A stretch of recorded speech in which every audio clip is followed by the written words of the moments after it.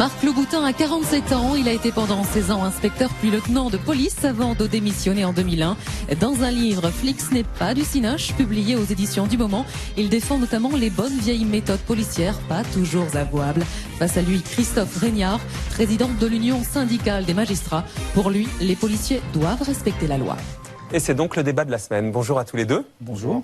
On se connaît un peu, je vous ai déjà interviewé, Christophe Régnard, président de l'Union syndicale des magistrats, mais vous avez de toute façon la tête du flic, donc j'aurais pu savoir que c'était vous. Vous avez un peu la gueule, mais il y a ça dans l'œil. Vous allez nous raconter, vous êtes un ancien flic, on vient de l'entendre, quelles étaient vos méthodes, comment vous dealiez, est-ce que vous franchissiez la ligne jaune de la loi? Et puis on va revenir dans un instant, mais on va rappeler l'histoire Néret pour bien comprendre le débat qui suit avec Sandrine Le Calvez. Un super flic en garde à vue. C'est le numéro 2 de la PJ de Lyon, soupçonné d'être un ripou. Depuis son arrestation par la police des polices, Michel Néret fait les gros titres. Un vrai choc pour la police nationale. La surprise, la stupéfaction, la déception. Incrédulité et déception, car le commissaire Néret imposait le respect. 30 ans à la poursuite des plus grands truands et des trafiquants de drogue. Dans les journaux télévisés, il était même devenu la star des saisies records. Nous avons donc le 1er février dans la nuit intercepté un gros véhicule allemand qui contenait presque 100 kg d'héroïne dans le coffre. C'était le type qui avait à la fois toujours des bons renseignements, des super tuyaux, qui démantelaient des réseaux de toutes sortes. Et qui en même temps donc avait le flair et, disait-il, un petit plus qui est le sens. Seulement aujourd'hui, le flic a perdu de sa superbe. Plusieurs mois d'enquête et d'écoute téléphonique ont conduit l'incorruptible derrière les barreaux. Le commissaire est notamment soupçonné d'avoir rémunéré des indiques avec de la drogue saisie et d'avoir accepté des cadeaux de la part de certains malfrats. Une bonne police judiciaire, paraît-il, ne peut pas se faire sans bons renseignements. Et donc sans informateur, sans indique, balance, cousin, enfin ou amigo, comme les appelait Néret. Il n'empêche que les policiers, ils sont pas obligés effectivement d'accepter des cadeaux de ces indiques, de partir en voyage avec eux, de se faire prêter des voitures par eux et surtout pas de détourner des stupéfiants qui ont été saisis pour les rémunérer en douce. Car depuis 2004, la loi Perben encadre la rémunération des indiques. Officiellement, plus de caisses noires, tout est transparent. La police compte 1700 informateurs dans un fichier confidentiel. À chacun son matricule et ses honoraires. Les versements se font en cash net d'impôts et en contrepartie, les enveloppes, l'informateur signe un reçu. La dénonciation d'atelier clandestin est rémunérée 300 € et cela peut aller jusqu'à 6 000 € si l'indique livre les détails d'un braquage imminent. Reste à savoir si tous les policiers respectent la loi. L'affaire Néret relance le débat sur les liaisons dangereuses entre flics et voyous. Le commissaire est resté en poste plus de 20 ans à Lyon. Il connaissait bien la région et ses truands, peut-être un peu trop. On se laisse entraîner progressivement par des relations qui deviennent de plus en plus étroites, de plus en plus cordiales, et qu'on ne maîtrise plus à un moment donné. On ne voit plus où est la ligne qu'on ne doit pas franchir. Cette ligne devient floue et on la franchit sans trop y réfléchir, parfois je le crains. Michel Néret a-t-il franchi la ligne jaune? Il revient à la justice de se prononcer, mais une question demeure. L'administration a-t-elle manqué à ses obligations? Normalement, un commissaire devrait changer de ville tous les 5 à 6 ans pour éviter justement une trop grande proximité avec le terrain. Alors on va poser le débat. Michel Néret notamment accusé d'avoir rémunéré de la drogue issue d'une saisie.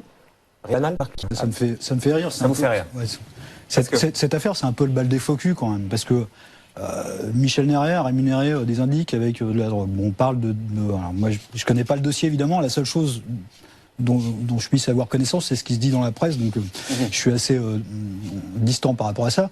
On parle de 10 kilos de shit. Ouais. Alors, honnêtement, je veux dire, 10 kilos de shit, c'est plus ou moins 10 000 € au prix de gros, quoi. C'est peanuts, hein. Peanuts, mais c'est le principe qui vous choque, vous, Christophe Régnard, magistrat. Ce qui vous choque, c'est de finalement donner de la drogue à des indiques pour pouvoir finalement avoir des infos. On franchit une ligne de justice. Il ne faut pas être naïf. Tous les magistrats savent, notamment les pénalistes, moi j'ai été juge d'instruction, que c'est comme ça que ça se passe. Alors, Il y a la question de la quantité, naturellement. Et moi, à titre personnel comme juge, j'ai toujours refusé que les policiers ne placent pas sous scellé les sommes qu'on a récupérées au cours de perquisitions, quelle que soit d'ailleurs la quantité, même si c'était peu, parce que la notion administrative, je me suis toujours moi ce qui m'en tout. C'est qu'en fait, vous êtes, pour qu'on comprenne bien, destruction administrative, c'est que la drogue que vous saisissez, elle n'est pas forcément détruite, si vous voulez. Mais elle est supposée l'être. Elle est supposée et puis on peut en garder un petit peu et en faire ce qu'on veut en fonction de où on met sa ligne jaune. Et c'est un vrai problème parce que si vous voulez, la question en réalité, elle est de savoir si la fin justifie les moyens. Moi, je crois que policiers et magistrats, on est là pour appliquer la loi quand même à première vue, et que quand vous vous demandez si c'est le voyou qui a la main mise sur le policier ou si c'est le policier qui a la main mise sur le voyou, et c'est fondamentalement l'expérience concrète, vous par exemple, vous avez dealé avec des voyous. Alors moi je comprends bien ce que dit M. Ragnard, parce que M. Ragnard il défend l'application de la loi. L'application de la loi c'est quelque chose de manichéen, c'est blanc ou noir. Je suis juge, donc. Oui, mais alors que la police, elle se fait dans une zone grise. Sur le terrain, très clairement, là, j'entends parler pour un braquage 6 000 €. Mais ça fait hurler de rire tout le monde. C'est-à-dire 10 kilos, aujourd'hui, au prix de gros, 10 kilos de cocaïne, somme rémunération officiellement réussir. Et donc vous, concrètement, qu'est-ce que vous avez fait sur le terrain pour obtenir de l'info en franchissant une ligne qui était donc grise, on va dire. Il y a prescription depuis longtemps. Nous, on prenait des stupes, que ce soit de la coke, de l'héro ou... plus rarement du shit, parce que le shit, à l'époque, on bossait pas dessus. Donc, pour rémunérer des indiques, qui de toute façon ne travaillaient que comme ça. À l'époque, la loi Perben n'existait pas. Mais aujourd'hui, il faut quand même savoir qu'il y a un certain nombre d'indicateurs qui ne veulent pas apparaître dans ces fichiers.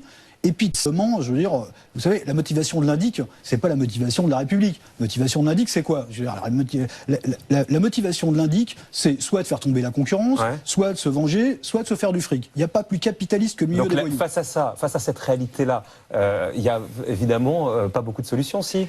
Et si, parce qu'on nous dit, formidable, M. Néret, il appliquait le travail à l'ancienne de la police. Et il en a fait tomber plus. Et on peut pas faire autrement. Alors, juste que d'abord, entre-temps, comme ça a été dit très bien dans votre reportage, il y a la loi qui a été adoptée qui réglemente un certain nombre de choses, qui d'ailleurs intégrait aussi un statut du repenti, qui est juste dans la loi, puisque les décrets d'application et les financements n'ont jamais été là, ce qui pose un autre problème. Mais on est dans cette situation que quand même, les moyens d'enquête ont quand même évolué considérablement depuis 7 ans, notamment les moyens technologiques. Donc on n'a plus besoin de ça, c'est ça que vous êtes en train de dire. La sonorisation, etc. Ça, ce sont des méthodes à l'ancienne, on en a des nouvelles. Votre méthode à l'ancienne, c'est bien sympa, mais depuis, on n'est plus obligé d'aller traîner avec les voyous et de leur refiler. Une fois que vous avez compris les motivations d'un indique, il faut savoir dans quel milieu il vit. Vous n'allez pas équiper de micros, de caméras les gens du grand banditisme dans leur intégralité pour savoir quels sont les tenants, les aboutissants. Là, aujourd'hui, on nous dit, Néret, il était ami avec. Il était ami ou il faisait semblant d'être ami pour connaître quels étaient les tenants et les aboutissants. À partir du moment où il est dans un système dans lequel il essaye de savoir... Avocat, en fait. Dans lesquels il essaye de savoir ce qui se passe. Mais oui, moi, des voyous, j'en ai rencontré plein, j'en ai fréquenté plein, j'en fréquente toujours. Aujourd'hui, ça et donc, il vous est arrivé de leur refiler de la drogue pour infos. Mais bien sûr, il vous est arrivé aussi de toucher de l'argent pour ça? De toucher de l'argent. Vous leur donnez de la drogue et puis quand ils la revendent, vous en récupérez une partie de ce qu'ils ont. Non, mais c'est aussi un des trucs qui peut être reproché à Néret. Je vais faire hurler, mais il y a prescription. Quand on avait besoin de liquide pour monter un coup d'achat, etc. et qu'on voulait être libre de ce qu'on voulait faire, on tapait dans les saisies de fric des affaires de stupes. Il y a un moment, c'est de l'argent qui vient du banditisme. Vous levez comme ça le sourcil, ça vous choque par principe. Mais non, mais parce que tout le monde le sait. C'est ça qui est choquant. Et comme quand tout à l'heure, M. Le Boutin disait que c'est le bal des faux culs, oui, c'est le bal des faux culs, tout le monde le sait. Le problème, c'est que ça ne devrait pas se produire, ça devra encore moins se produire maintenant, et que je maintiens que la fin ne justifie pas les moyens et qu'on ne peut pas faire n'importe quoi, parce qu'autrement, finalement, on s'offre exactement la situation qui est là, c'est qu'on a quand même des policiers qui sont maintenant en détention, et que tout ça affaiblit considérablement les institutions de la République. Alors, il y a un ex-policier qui a pris la parole là-dessus, je laisse parler tout de suite après, Marc Boutin, c'est évidemment Olivier Marchal, qui, depuis, est devenu réalisateur. Dans ses films, notamment Braco, on voit bien cette tentation de franchir la ligne jaune et de temps en temps faire un porteur. Il a donné une conférence de presse, il était comme vous sur un, on l'écoute. Un flic qui devient proxo, qui met des filles sur le trottoir, un flic qui vend de la cam, c'est un mec qui passe la limite. Maintenant, un flic qui détourne de la cam pour en donner à son indique, qui va lui balancer une grosse affaire où il y a 400 tonnes qui vont rentrer, c'est pas parce qu'il va prendre 200 grammes que ça en fait de lui un dealer. Il dit je te donne, tu balances. Voilà, c'est tout, c'est normal. Et un flic qui touche de l'argent? Ben là, oui, c'est la limite à pas dépasser, mais non, mais bien sûr. Mais ça, il n'est pas dit qu'il ait touché de l'argent. Là-dessus, Christophe Régnard, vous qui êtes magistrat, prendre un petit peu pour obtenir beaucoup et faire tomber un énorme trafic. Vous dites pas de temps en temps, puisque les trafiquants, vous les avez dans votre, à un moment donné face à vous, dans votre bureau, vous dites pas qu'à un moment donné, il faut y aller. C'est le policier qui décide de ce qui est autorisé, ce qu'il s'autorise dans la loi et ce qu'il n'autorise pas. Moi, ça me choque profondément que quelqu'un s'arroge un droit qui finalement est au-delà de ce que la loi permet. La hiérarchie, elle est au courant, parce que vous étiez sur le terrain. Monsieur Régnard, il n'est pas très sport, parce que d'abord, tout le monde le sait. La hiérarchie, elle le sait. Nous apprenait à le faire, donc c'était très différent. On avait des directeurs qui étaient des directeurs, enfin à Paris, qui n'ont jamais. J'entends les déclarations de Monsieur Lotion, directeur central de la police judiciaire, qui finit par dire oui, mais alors ça faisait 2 ans qu'il était à la dérive, etc., etc. Mais si ça fait 2 ans qu'il était à la dérive, pourquoi il était à ce poste? Ça veut dire qu'en gros, je veux dire, il est en train de nous dire, je le savais, mais j'ai laissé faire. Il a laissé faire parce qu'il avait des résultats. Et puis à la fin, il finit son interview, je crois que c'était dans le Figaro Magazine, en disant de telles méthodes ne seront plus jamais couvertes. Mais elles n'ont jamais été couvertes. Si on se faisait choper, on partait au trou. Mais ça veut dire, Monsieur Fogiel, que le directeur central de la police judiciaire était au courant de ces méthodes. Ouais, on comprend bien, et qu'aujourd'hui, le seul type qui est en prison, c'est un type à qui on a donné la Légion d'honneur pour ces méthodes, et aujourd'hui, qui est incarcéré pour les mêmes méthodes. C'est un peu schizophrénique, c'est un choix de foi. Finalement, c'est les flics qui ont les mains sales, et c'est les magistrats qui en profitent. Non, parce que derrière, tous les magistrats pénalistes, parquetiers et juges d'instruction, et notamment les juges d'instruction, ont eu des policiers qui sont venus dans leur bureau pour leur demander une certaine mensuétude ou des libérations de gens qui sont des indiques. Moi, j'ai le souvenir très précis d'une affaire, c'était vite vu. Le policier est venu, j'ai fait venir ma greffière, et puis je lui ai dit, on va peut-être pouvoir en discuter, comme ça les choses seront claires. Je n'ai plus jamais entendu parler, et la personne en question est restée détenue parce qu'elle le méritait. Moi, ce qui me gêne beaucoup dans tout ça, c'est qu'en réalité, on prend un indique, et puis celui-là est protégé parce qu'il donne ou il donne pas, important ou pas. Et du coup, celui-là est complètement protégé. Et il continue à faire ses petits trafics sans aucun problème. Et moi, j'ai même vu des dossiers dans lesquels l'indique est celui, effectivement, qui non seulement donne le trafic, mais qui est aussi celui qui vend à l'origine. Et qu'on essaye de gommer par tout moyen dans la procédure pour que surtout il n'apparaisse pas, pour qu'il n'aille pas en prison avec ses petits copains. Il y a un moment, c'est quand même extrêmement gênant pour nous de savoir que dans la filière de drogue notamment, que vous remontez, il y a quelqu'un que vous ne pourrez jamais avoir parce que la police ne vous dira jamais, c'est l'indique. Et ça, c'est quand même un problème. Une dernière question morale. Là, je pense que c'est un cas. En général, on investit sur des gens qui font tomber plus. Donc ça permet de remonter la filière. Il ne faut pas se planter, il faut investir sur le bon. Pour pas se planter. Mais bien sûr, mais ça veut dire que les policiers sont acteurs. Mais moi, ma question est là-dessus. Finalement, vous participez au trafic pour la bonne cause, entre guillemets, en donnant de la drogue à un indique. J'entendais un ancien flic repenti qui se disait qu'il lui arrivait d'avoir des nuits blanches parce que cette drogue qui refilait à son indique et qui remettait sur le marché, ça se trouve allait être à l'origine d'overdose parce qu'elle était revendue, donc évidemment. C'est un métier où on fait pas que elle était revendue et qu'à l'autre bout, parce que vous avez remis cette drogue sur le marché, à votre indique qui la revendait, et à l'autre bout il y avait une hécatombe. Mais c'est un métier dans lequel quand on met les mains dans les égouts de la société, on ne salit pas que les mains, on salit aussi l'âme. Et il y a vous avez l'âme sale, en revanche. Ah mais très clairement, mais je veux dire, et puis ça se nettoie jamais. Je veux dire, Marshall l'a fait sous tous les angles. Sauf qu'il y a un moment, il faut savoir, si la société dit, voilà, maintenant on va attendre que les voyous sautent dans les cars police secours. Bon, dans ces cas-là, on attend, il faut aller les chercher. C'est hyper caricatural. On voit bien qu'il y a mais en même temps, c'est quand même eux qui sont sur le terrain, quoi. Oui, enfin, les juges, ils sont pas complètement non plus sur leur piédestal sans regarder. Ils ont aussi, quand on est juge, ils les amènent dans votre cabinet, quoi. Ils les amènent dans votre cabinet. Oui, enfin, on va aussi sur les lieux de découverte de crimes, etc. Enfin, peu importe, mais on est quand même dans une situation qui est assez paradoxale où ce sont les policiers qui viennent nous dire comment il faut violer la loi. Moi, en tant que magistrat, quand même, permettrait quand même d'être un peu inquiet. Et je pense que vos téléspectateurs seront aussi inquiets de savoir que la police viole les lois qui sont votées par la République. Moi, je pense que les voyous, il faut les chercher là où ils sont, avec des méthodes de voyous, parce que la loi, la loi, c'est la loi. La rue, elle n'a qu'une seule loi, la loi du plus fort.